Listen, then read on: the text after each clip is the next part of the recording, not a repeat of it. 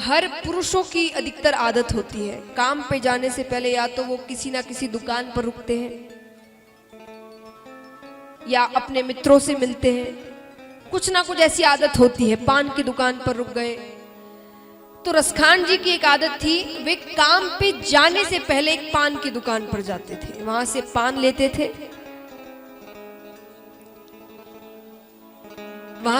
लेते थे, पान खाकर अपने काम पर निकलते थे। पहले कुछ और काम करते थे, कवि थे वे। तो अब एक बार पान वाले ने अपनी दुकान थोड़ी ठीक ठाक की, थोड़ी नई बनाई और उस दुकान पर ठाकुर जी के बाल रूप की तस्वीर लगाई। बाल रूप यानी छोटे से ठाकुर जी लड्डू गोपाल, उनकी तस्वीर लगाई। अब यहां दुकान नहीं लग रही है तो रसखान जी देख रहे हैं दुकान को। देखते देखते ध्यान उस तस्वीर पर जाता है।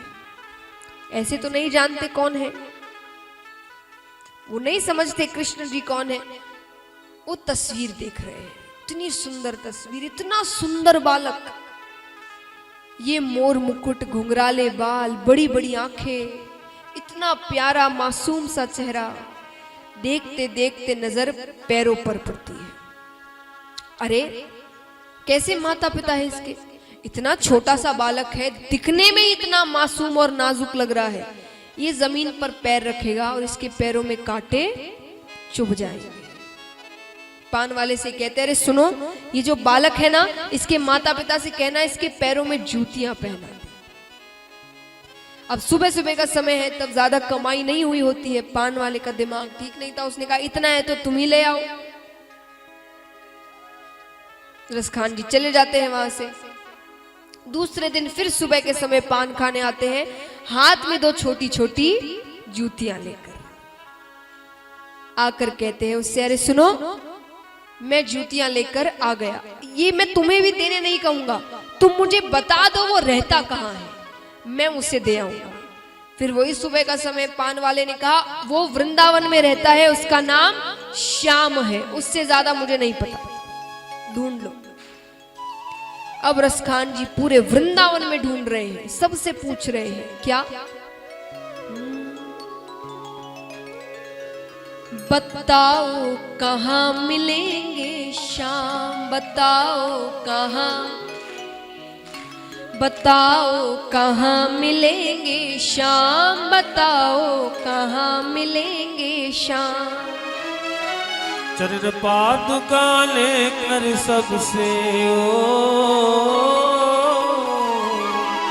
चरण पादुका लेकर सबसे पूछ रहे रसखान, बताओ कहाँ मिलेंगे श्याम, बताओ कहाँ मिलेंगे श्याम, बताओ कहाँ मिलेंगे श्याम, बताओ कहाँ मिलेंगे श्याम। चरण पादुका लेकर सबसे चरण पादुका लेकर सबसे पूछ रहे रसखान, बताओ कहाँ मिलेंगे श्याम, बताओ कहाँ मिलेंगे श्याम, बताओ कहाँ मिलेंगे श्याम, बताओ कहाँ मिलेंगे श्याम।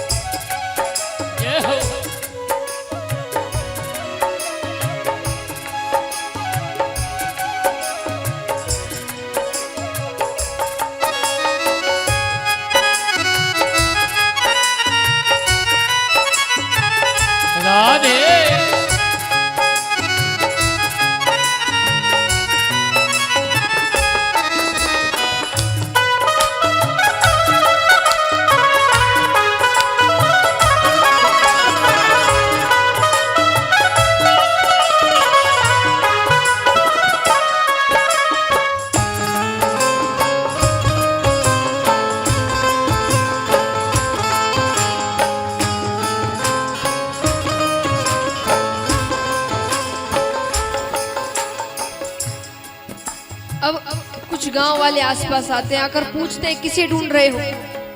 बोले श्याम नाम का बालक है। बोले कैसा दिखता है? श्याम नाम के तो बहुत बालक है यहाँ पर, यहाँ हर घर में बच्चा श्याम नाम का ही होता है। तो वो कैसा दिखता है हुलिया बताओ। तो रसखान जी क्या कहते हैं? वो नन्हा सा बालक है, सांवली सी सूरत है। वो नन्हा सा बालक है, सांवली सी सूरत है। बाल घुंघराले उसके, पहनता मोर मुकुट है। बाल घुंघराले उसके, पहनता मोर मुकुट है। नैना उसके कजरारे, हाथ नन्हे से प्यारे। नैना उसके कजरारे, हाथ नन्हे से प्यारे। बड़े दिलकश है नजारे, बड़े दिलकश है नजारे। बड़े दिलकश है नजारे, बड़े दिलकश है नजारे। घायल कर देती है दिल को, घायल कर देती है दिल को। उसकी एक मुस्कान बताओ कहाँ मिलेंगे श्याम। बताओ कहाँ मिलेंगे श्याम। बताओ कहाँ मिलेंगे श्याम। हाँ, बताओ कहाँ मिलेंगे श्याम।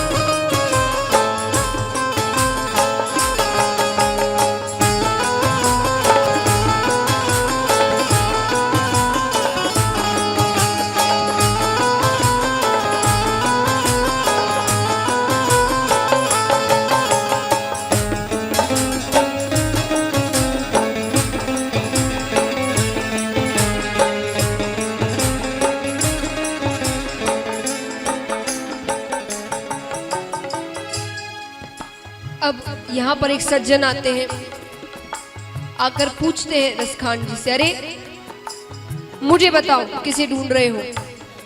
रसखान जी ने बताया छोटा सा बालक है, घुंघराले बाल है, मोर मुकुट पहनता है। तो वो सज्जन क्या कहते हैं? समझ में आया जिसका पता तू पूछ रहा है। समझ में आया जिसका पता तू पूछ रहा है वो बाके बिहारी जिसे तू ढूंढ रहा है। वो बाके बिहारी जिसे तू ढूंढ रहा है। अरे नहीं नहीं, रसखान जी कहते बाके बिहारी कोई और बालक होगा। पान वाले ने कहा था उसका नाम श्याम है, श्याम नाम का बालक है। तो वो सज्जन कहते हैं कहीं वो श्याम कहाता, कहीं पर कृष्ण मुरारी। कहीं वो श्याम कहाता, कहीं पर कृष्ण मुरारी। कोई सांवरिया कहता, कोई गोवर्धन धारी। कोई सांवरिया कहता, कोई गोवर्धन धारी। नाम हजारों ही है उसके, ओ नाम हजारों ही है उसके। कहीं है जग श्याम, बताओ कहाँ मिलेंगे श्याम, बताओ कहाँ मिलेंगे श्याम। बताओ कहाँ मिलेंगे श्याम।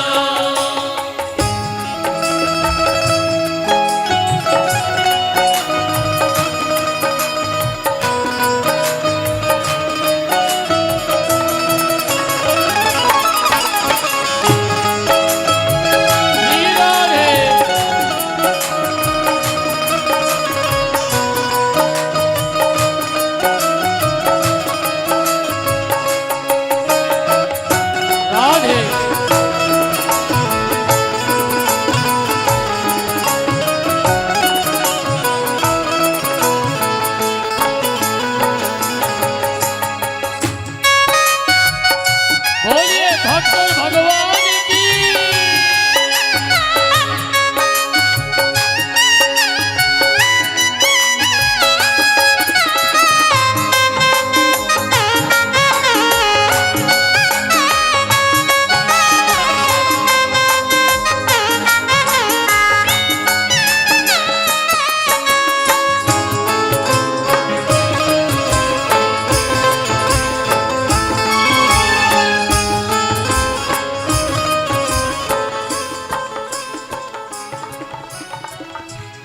अब महाराज मंदिर तक तो वो सज्जन पहुंचा देते हैं, फिर कहते हैं अंदर ही बैठा है वो बालक।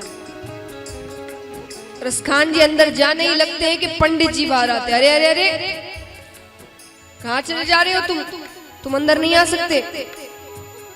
रसखान जी ने कहा मुझे बहुत जरूरी काम है, बस 1 मिनट में काम कर कर वापस बाहर आ जाऊंगा, मुझे अंदर जाने दीजिए। पंडित जी ने कहा नहीं, तुम अंदर नहीं जा सकते, इस मंदिर में तुम्हारा प्रवेश नहीं हो सकता। रसखान जी कहते हैं मुझे ना रोको भाई, मेरी समझो मजबूरी, मुझे ना रोको भाई, मेरी समझो मजबूरी। शाम से मिलने दे दो, बहुत है काम जरूरी। शाम से मिलने दे दो, बहुत है काम जरूरी। अब पंडित जी तो मना करके चले जाते हैं, बाहर द्वारपालों से भी कह देते हैं इसे अंदर मत आने देना। अब वो सीढ़ी पर ही रसखान जी बैठ जाते हैं, क्या सोचते हुए, सीढ़ियों पे मंदिर के डाल कर अपना डेरा, सीढ़ियों पे मंदिर के डाल कर अपना डेरा। कभी तो घर के बाहर शाम आएगा मेरा, कभी तो घर के बाहर शाम आएगा मेरा। इंतजार करते करते ही इंतजार करते करते ही सुबह से हो गई शाम, बताओ कहाँ मिलेंगे श्याम, बताओ कहाँ मिलेंगे श्याम, बताओ कहाँ मिलेंगे हाँ श्याम। बताओ कहाँ मिलेंगे श्याम।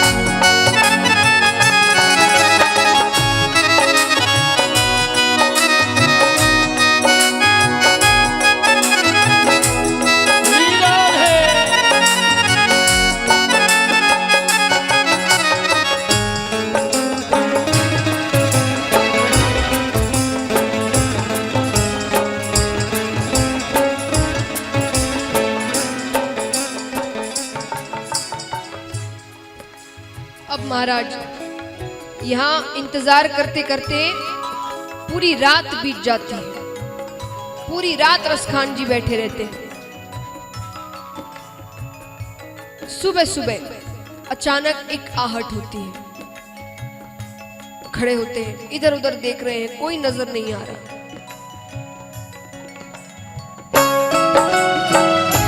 जाग कर रात बिताई, भोर होने को आई।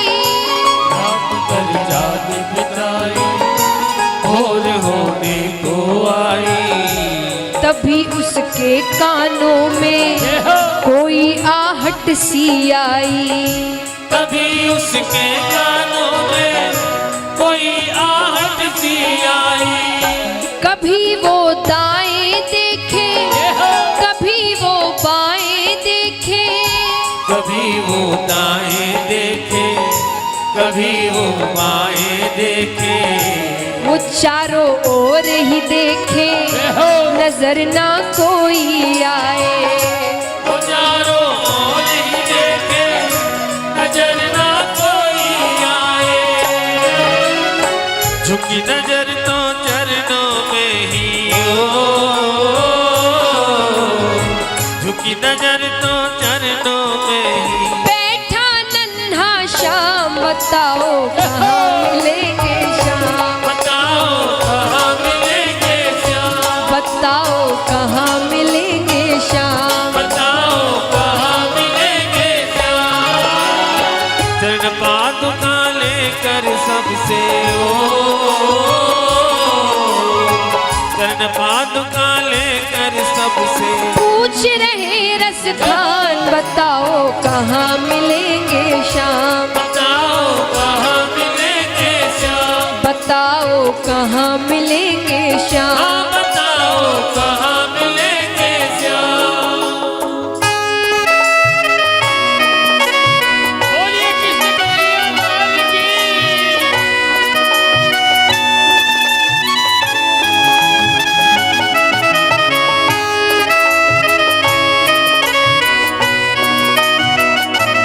बोलिए कृष्ण कन्हैया लाल की।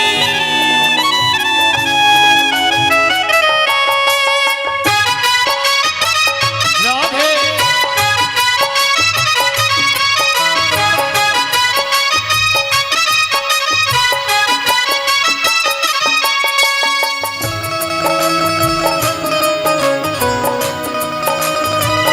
जय हो।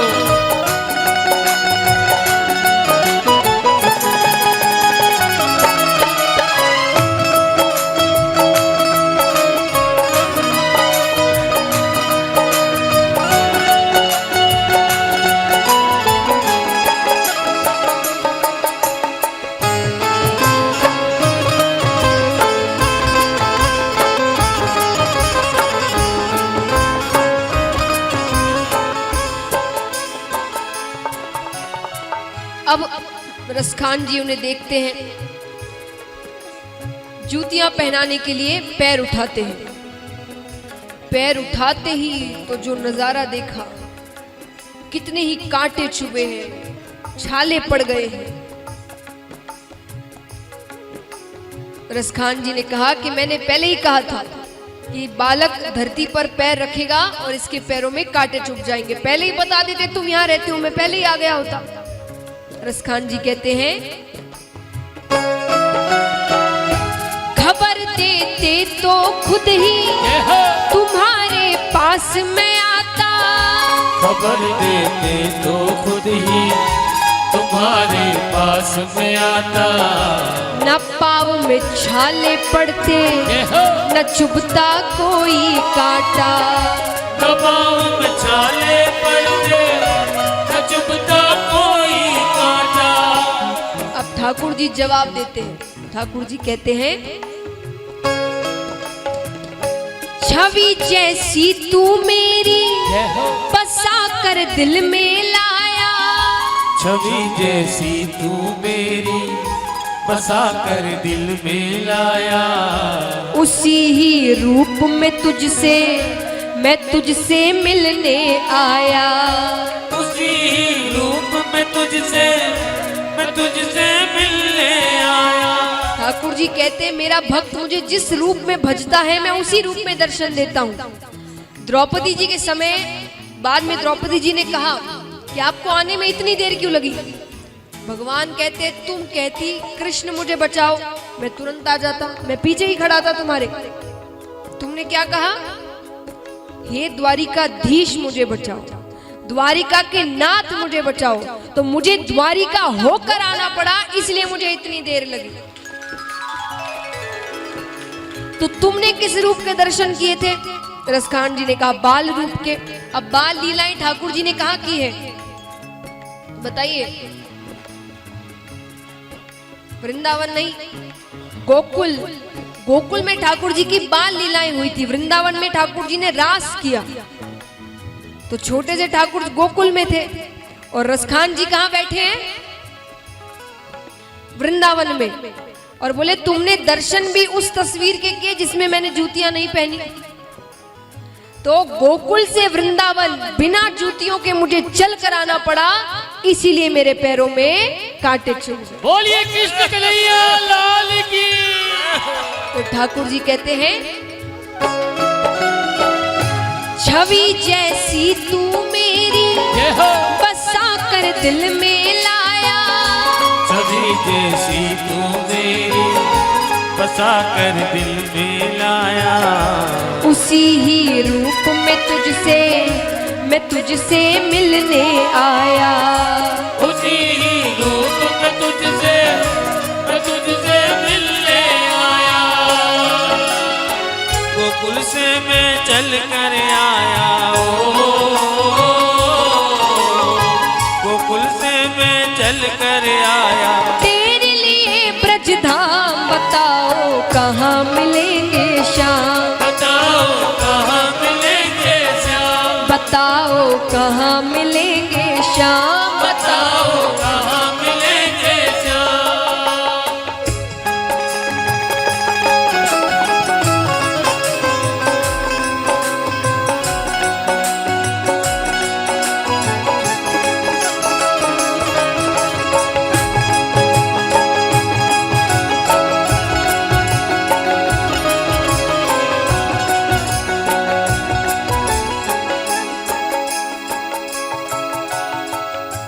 अब महाराज इतनी बातें सुनकर रसखान जी क्या जवाब देते हैं?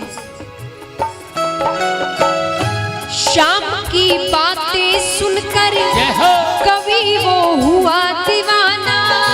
शाम की बातें सुनकर कवि वो हुआ दीवाना। कहा बस मुझको दे दे तेरे चरणों में ठिकाना। कहा बस मुझको दे दे तेरे चरणों में ठिकाना। तू मालिक है दुनिया का ये मैंने जान लिया है। तू मालिक है दुनिया का ये मैंने जान लिया है। लिखूंगा पद तेरे ही आज ये ठान लिया है। लिखूंगा पद तेरे ही आज ये ठान लिया है। श्याम प्रेम रस बरसा सोनू। श्याम प्रेम रस बरसा सोनू। खान बनारस खान बताओ कहाँ मिलेंगे श्याम। बताओ कहाँ मिलेंगे श्याम। बताओ कहाँ मिलेंगे श्याम। बताओ कहाँ मिलेंगे श्याम। पादुका लेकर सबसे पादुका लेकर सबसे पूछ रहे रस खान बताओ कहाँ मिलेंगे श्याम। बताओ कहाँ मिलेंगे श्याम। बताओ कहाँ मिलेंगे श्याम। बताओ कहाँ मिलेंगे श्याम। बताओ कहाँ मिलेंगे श्याम। बताओ कहाँ मिलेंगे श्याम। बताओ कहाँ मिलेंगे श्याम। बोलिए भक्त और भगवान की। अब ये सब भी कैसे करे ठाकुर जी? ठाकुर जी की कृपा हम पर कैसे हो? ठाकुर जी को अपना कैसे बनाए? किसी भी मनुष्य को, चलिए एक सांसारिक भाव से सोचिएगा, दिमाग से सोचिएगा, अगर किसी इंसान को हमें अपने वश में करना है तो उसे कैसे वश में करें? देखिए, इसलिए मैंने कहा सांसारिक भावना से सोचिए। ये तो आप कथा में बैठे तो अभी अच्छी भावना ही आएंगी कि प्रेम से, अच्छे व्यवहार से, ये बाहर ये भावनाएं नहीं रहती। तो सांसारिक भावना से, सांसारिक मन से सोचिए कि एक इंसान को अपने वश में करना है, उसे वश में कैसे करें? उसकी कमजोरी पकड़ लो, उसकी कोई कमजोरी पकड़ लो, अपने आप वो इंसान वश में आ जाएगा। अब भगवान को वश में कैसे करें? उनकी तो, वो तो परम पिता परमेश्वर है, सर्वशक्तिमान है, उनकी कोई कमजोरी हो सकती है? वो भक्त को रोते हुए नहीं देख सकते। और असल में रोना, वो ग्लिसरीन लगा के रोना नहीं, उन्हें सब समझ में आता है। असल में रोना, ठाकुर जी खुद कहते हैं कि एक बार भक्त मेरे सामने रोकर मुझे पुकार ले और मुझे कह दे कि मैंने आज तक जो किया सो किया, पर अब मैं आपका हूं, मुझे अपनी शरण में ले लो। मैं उसी वक्त उसके करोड़ों करोड़ों पाप वहीं नष्ट कर देता हूं। वो एक बार मुझे सामने आकर पुकार ले, क्योंकि वो भक्त को रोते हुए नहीं देख सकते। ये भगवान की कमजोरी है।